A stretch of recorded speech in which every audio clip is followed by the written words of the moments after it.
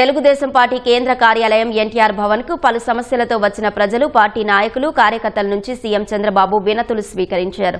స్వయంగా వారి వద్దకు వెళ్లి సమస్యలు తెలుసుకున్నారు. కొందరి సమస్యల్ని అక్కడికక్కడే పరిష్కరించారు. మరికొన్నింటిని ఆయా శాఖలకు రిఫర్ చేశారు. పలువురు వృద్ధులు, దివ్యాంగులు, దీర్ఘకాలిక అనారోగ్య సమస్యలతో బాధపడుతున్న వారు తమకు ఆర్థిక సాయం అందించి ఆదుకోవాలని చంద్రబాబుకు వినతి పత్రాలు ఇచ్చారు. వారి నుంచి ఓపికగా వినతులు తీసుకున్న సీఎం అందరికీ సాయం చేస్తామని హామీ ఇచ్చారు.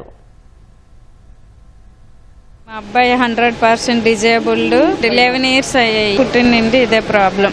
మాట్లాడడం, కూర్చోవడం ఏం లేదు. 1 year పిల్లడిలాగే ఉంటాడు. అబ్బాయిని చూసుకోవడానికి ఇద్దరు ఉండాలి. కనీసం మదర్ని, ఫాదర్ని కూడా పోల్చట్లేదు. ఫుడ్ కూడా తనంతలు తాను తినలేడు, మేమే పెట్టాలి. సీఎం గారిని కలిశాను, ఆయన తప్పకుండా న్యాయం చేస్తానన్నారు.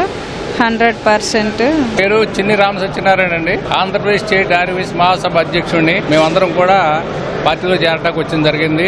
మాకు కొన్ని చిన్న సమస్యలు ఉన్నాయి. వైశ్యాస్లో 150 సంవత్సరాల నుంచి గవర్నమెంట్ జడ్జిగా రాలేదు. అది రిప్రజెంటేషన్ ఇచ్చాము ఆయన చంద్రబాబు నాయుడు గారికి. అలాగే టీటీడీ బోర్డులో మాకు ఒక డైరెక్టర్ కూడా రాలేదు, అది కూడా అడిగాం. నామినేషన్ పోస్టులు కూడా పదవులు వయసులు కూడా కొన్ని కేటాయించని చెప్పి మేము కోరాము. అది ఆలోచన చేస్తాము అని చెప్పారండి సీఎం గారు.